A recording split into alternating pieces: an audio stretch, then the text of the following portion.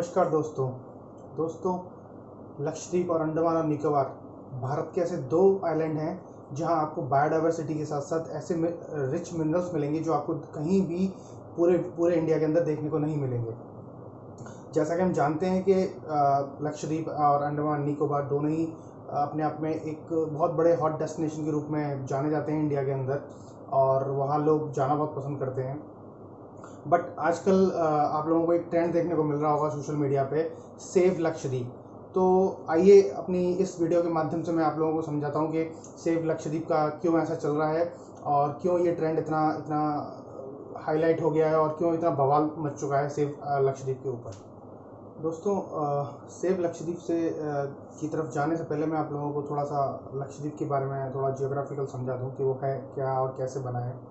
तो लक्षद्वीप एक तरह से इंडिया की यूटी है, जैसे कि यूटी दमन एंड दीव है, और आपका मैंने जैसे बताया कि अंडमान निकोबार है, दिल्ली है। बट इसका स्ट्रक्चरिंग थोड़ा सा एडमिनिस्ट्रेशन पार्ट डिफरेंट है दिल्ली से और अदर यूटीज से। तो लक्षद्वीप जो बना वो 36 छोटे छोटे आइलैंड को बनाया हुआ है, क्लस्टर बनाया हुआ है बेसिकली उसको हम, और जो अरेबियन सी के पास है। और इसका मैं ज्योग्राफिकल आपको किलोमीटर्स में बताऊं तो 200 से 440 किलोमीटर के अंदर ये बसा हुआ है पूरा। और इसकी जो मेजर कहना चाहिए मेजर जो रिलीजन्स जनसंख्या है वो मुस्लिम कम्युनिटी से आती है, 95 या 96% अप्रॉक्स। तो ये है बैकग्राउंड इस पूरे लक्षद्वीप के ज्योग्राफिकल का, ये है उसका पूरा बैकग्राउंड। अब मैं एडमिनिस्ट्रेशन पार्ट पे आ जाता हूँ। जैसा कि कहते हैं कि या तो सरकार एडमिनिस्ट्रेशन करती है या वहाँ IAS IPS। जो हमने अभी तक देखा और हमें देखने को मिला कि अभी तक लक्षद्वीप में कोई भी किसी भी प्रकार का LG या CM नहीं होते हैं बेसिकली। वहाँ हम ज़्यादातर एडमिनिस्ट्रेटर के नाम एडमिनिस्ट्रेटर होता है, वो उसको पूरा कवर अप करता है पूरी चीज़ों को। तो कवर अप करता है कि मतलब एडमिनिस्ट्रेशन करता है या उसका देख रेख करता है उस पूरे यूटी की एक्चुअली। तो अब मैं बात करूँ इससे पहले 5 दिसंबर 2020 से पहले, जब तक कि श्री प्रफुल्ल पटेल ने चार्ज नहीं लिया था, उससे पहले अभी तक ऐसा कभी नहीं हुआ कि किसी नॉन ब्यूरोक्रेट को ये पावर दी गई हो, यानी कि ये एडमिनिस्ट्रेशन की पावर या एडमिनिस्ट्रेशन के लिए उस बंदे को वहाँ अपॉइंट किया हो। इससे पहले अभी तक वहाँ IAS और IPS ही रहे। अब ये दिक्कतें क्यों बढ़ी, क्यों सेव लक्षद्वीप का इतना ट्रेंड हो रहा है और क्यों लोग इतना आग बबूला हो रहे हैं इस चीज़ पे, तो ये पूरा सिनेरियो श्री प्रफुल्ल पटेल जी के द्वारा रचा गया है, जिसमें उन्होंने 8 टाइप के जो 8 लॉज इम्पोज करे हैं वहाँ लक्षद्वीप में। तो उसके बारे में थोड़ा समझा देता हूँ आप लोगों को। दोस्तों, मैं सबसे पहले बात करूँगा उन 3 मेजर पॉइंट्स की जिसकी वजह से इतना हल्ला मचा उस स्पेसिफिक लॉज को इम्पोज करने में। सबसे पहला पॉइंट था बीफ को बैन करना, दूसरा लिक्विड सेल के लिए, तीसरा गुंडा एक्ट के बारे में मैं समझाऊंगा। वो एक्चुअली गुंडा एक्ट नहीं है, वो पासा है एक्चुअली, PAS से। तो गुंडा एक्ट मैंने इसलिए बोला क्योंकि जैसा वो इम्पोज किया गया और वहाँ के लोग बोल रहे हैं दैट इज गुंडा एक्ट एक्चुअली। तो अब मैं बात करता हूँ एक एक करके सारे लॉज की जिसके बारे में जो इम्पोज करे गए हैं, और उसके बाद जो हल्ला मचा है और जो आप लोग देख रहे हैं कि सेव लक्षद्वीप के ट्रेंड्स चल रहे हैं और इतना हाईलाइट कर दिया उस पॉइंट्स को, तो वही है। और बाद में इसका कंक्लूजन निकालेंगे हम कि कितना सही है कितना गलत है, क्योंकि उसमें कुछ ऐसे पॉइंट्स हैं जो मुझे लगते हैं कि हाँ वहाँ होने चाहिए। बट हाँ, जैसा कि लक्षद्वीप की जनता चाहती है कि कोई एक्सटर्नल इंटरफेरेंस ना हो, जैसा वो जी रहे हैं, जीते आए हैं और जीते रहें, तो वो एक पूरा उनका लिबर्टी वाला राइट है, वो एडमिनिस्ट्रेशन को देखना चाहिए और उसके बारे में सोचना चाहिए। ये चलिए इसमें बाद में डिस्कशन करेंगे क्या करना चाहिए क्या नहीं। उससे पहले बात करता हूँ मैं पहले पॉइंट की, जो कि एंटी सोशल रेगुलेशन बिल 2021 जो मैं बता रहा था गुंडा एक्ट के बारे में, वो लगाया गया है। और उसमें ऐसा लॉ है वो कि वहाँ का जो एडमिनिस्ट्रेटर है या वहाँ की पुलिस है, वो किसी भी बंदे को किसी भी समय उठा के ले जा सकती है और 1 साल तक के लिए इम्प्रिजनमेंट दे सकती है। और उसके लिए इम्प्रिजनमेंट के साथ साथ वो लाइबल नहीं है वहाँ की जनता के लिए कि वो बंदा उसके बारे में अपडेट दे, क्या है, जिंदा है, मरा है, वो क्या है, XYZ।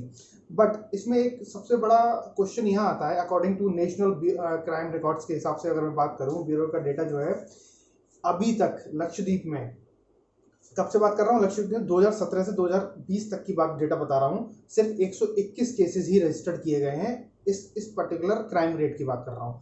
तो ये एक सोचने वाली और एक क्वेश्चनेबल डिसीजन है इस एडमिनिस्ट्रेशन का, वहाँ प्रफुल्ल पटेल जी के थ्रू जो लिया गया है कि अभी तक ऐसा कुछ क्राइम इतना हाई नहीं है लक्षद्वीप में। तो इस पर्टिकुलर लॉ को लाने का क्या मतलब था, ये तो वही अच्छी तरह बता सकते हैं। दूसरी बात करूँगा, दूसरा जो उन्होंने जो किया, जो मैं बात कर रहा था बीफ लॉ के बारे में, बीफ बैन के लिए, तो एनिमल प्रिजर्वेशन रेगुलेटरी लॉ उन्होंने इम्पोज किया है 2021।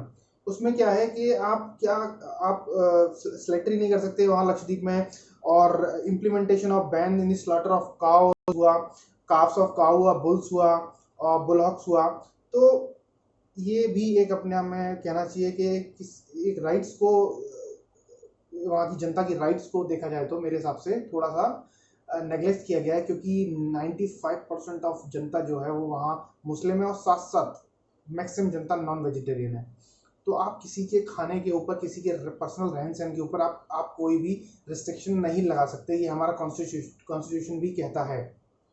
सबसे बड़ी बात, वहाँ इस एडमिनिस्ट्रेशन ने अभी जितने भी स्कूल्स में जो डेली मील मिलता था, मिड डे डेली मील जिसे हम कहते हैं, मिड डे मील जिसे कहते हैं, उसमें भी वहाँ नॉन वेज बैन कर दिया है। तो ये भी एक तरह से कहना चाहिए कि एक आज़ादी के ऊपर एक अपना क्वेश्चन करने वाली बात है, और इसको मुझे नहीं लगता कि ये सही है। इस एडमिनिस्ट्रेशन के थ्रू जो किया गया है, इसके बारे में भी सोचना चाहिए एडमिनिस्ट्रेशन को, वहाँ की गवर्नमेंट को कहना चाहिए, एडमिनिस्ट्रेशन और गवर्नमेंट को, तो वो दोनों एक ही है। अब मैं बात करूँगा वहाँ का जो मेजर प्रॉब्लम है लोगों की, वो है लैंड डेवलपमेंट इनिशिएटिव के लिए। लैंड डेवलपमेंट इनिशिएटिव लॉ जो लाई ये गवर्नमेंट, उस गवर्नमेंट ने क्या करा है, एलडीआरए लॉ है, Lakshadweep development authority 2021 regulatory law के नाम से करा गया है। इसमें क्या कहा गया, एडमिनिस्ट्रेशन को पावर है वहाँ के लोगों को रिमूव करने की, उस स्पेसिफिक एरिया से रिलोकेट करने के लिए विदाउट एनी प्रायर इंटीमेशन, उस पर्टिकुलर एरिया से, अर्बन हो चाहे रूरल हो।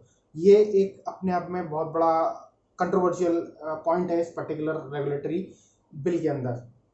दूसरा उसके अंदर ये है, क्यों वो रिलोकेट कर रही है और क्यों वो वहाँ से हटाएगी, क्योंकि वो प्लान कर सकती है वहाँ की डेवलपमेंट के लिए, वहाँ की स्ट्रक्चरिंग चेंज करने के लिए, ओवरऑल लोकल इकोनॉमिकल बैकग्राउंड को चेंज करने के लिए। बट इसमें वहाँ के लोग क्यों इस पर इतना इम्पोज कर रहे हैं, उसका भी प्रॉपर एक तरह से उनका मैं मानना चाहूँगा कि मैं समझता हूँ इस चीज़ को कि ये वाकई में एक तरह से सही नहीं है, और ये सही लॉ नहीं है, इसमें अमेंडमेंट होना चाहिए।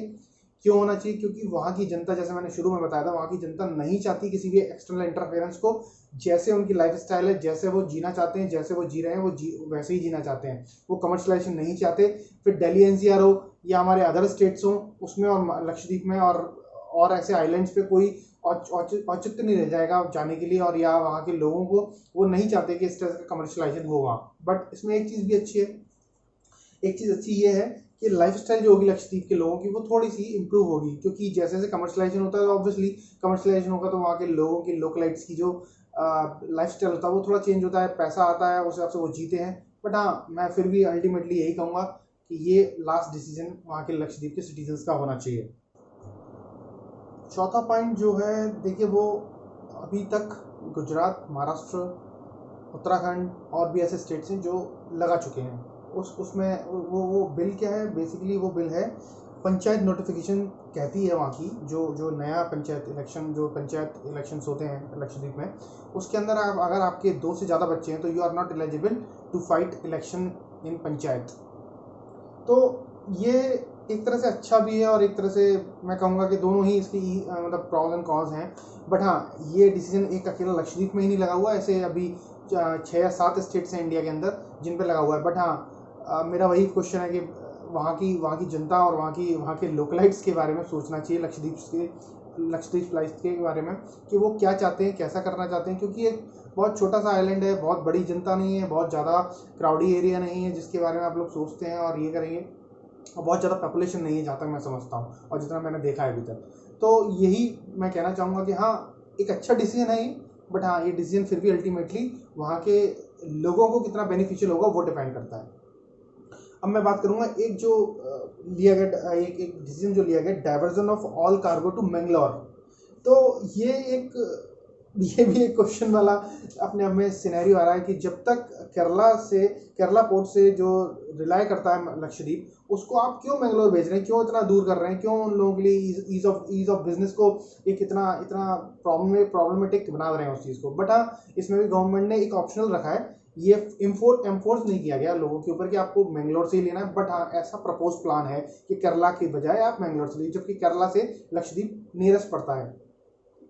अब मैं बात करूंगा छठे चीज़ की, जो कि है बहुत जो अपने आप में बहुत अच्छा डिसीजन नहीं कहूँगा मैं इस चीज़ के लिए, क्योंकि जिस जैसा हम कहते हैं ड्राई स्टेट बिहार भी हो गया है, गुजरात भी हो गया है, तो जो ऑलरेडी ड्राई यूटी था उसको आपने क्यों लिक्वर के लिए डिसीजन कर दिया कि लिक्वर वहाँ नहीं और लिक्वर जिस यूटी में बैन है, और वहाँ मैक्सिमम जनता जो है वो मुस्लिम कम्युनिटी से आती है, और रीज़न है मलयालम बेसिकली उनका। तो this is the island is this islands are already non alcoholic zones. तो मुझे प्रफुल्ल पटेल जी की बात भी नहीं समझ में आई कि एक अच्छा वाला स्टेट है जहाँ स्टेट कहूँगा या यूटी आइलैंड कहूँगा जो ऑलरेडी फल फूल रहा है, वहाँ आप क्यों नशे की लत लगा रहे हैं। ऐसे पंजाब ले लीजिए और भी अदर स्टेट ले लीजिए, वहाँ ऑलरेडी इतना नशा है, जो ऑलरेडी एक नशा मुक्त यूटी है, उसको क्यों बर्बाद करने पे चले। मैं जो आखिरी पॉइंट जो है, जो मेजर पॉइंट है जिससे पूरी दुनिया ग्रस्त है, उससे लक्षद्वीप अभी तक 2020 में बचा हुआ था। बट क्यों बचा हुआ था, उसका रीज़न ये था कि अगर आपको लक्षद्वीप जाना है तो आपको आरटीपीसीआर आपका नेगेटिव होने के बावजूद भी आपको 14 दिन का क्वारंटाइन देते थे वो लोग।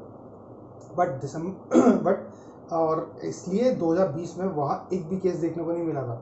बट इन 2021 नए एडमिनिस्ट्रेशन साहब जो प्रफुल्ल पटेल जी थे, उन्होंने इस लॉ को चेंज कर दिया। बस आपको 14 डेज का क्वारंटाइन करना है, उसके बाद आप यू आर फ्री, आप वहाँ जा सकते हैं, घूम फिर सकते हैं। उसका नतीजा ये हुआ, वहाँ 4 लाख केसेज आ चुके हैं, 4000 केसेज आ चुके हैं, सॉरी 4 लाख नहीं 4000, और 14 डेथ अब तक रिपोर्टेड हो चुकी हैं। ये मैं अभी लास्ट वीक तक का आपको डेटा बता रहा हूँ। तो ये सारी चीज़ें हैं जो कि सेव लक्षद्वीप का कैंपेन चला रखा है लोगों ने ट्विटर पे और सोशल मीडिया पे।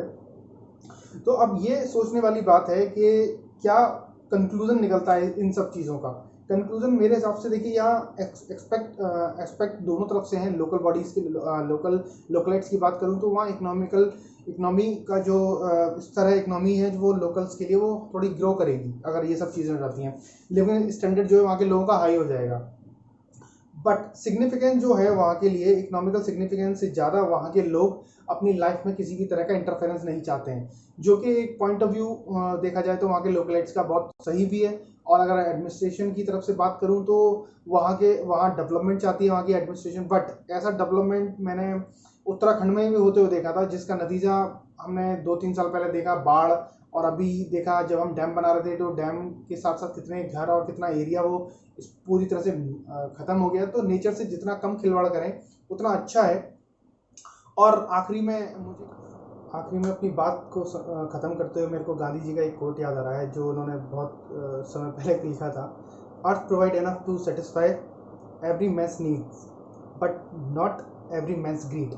तो वही जैसा कि देखने को मिल रहा है हमें अभी लक्षद्वीप में। तो दोस्तों, मैं अपनी बात को यहीं समाप्त करता हूँ। आशा करता हूँ आप लोगों को मेरी वीडियो अच्छी लगी होगी। कृपया करके इसे लाइक करें, शेयर करें और कमेंट्स करें। धन्यवाद।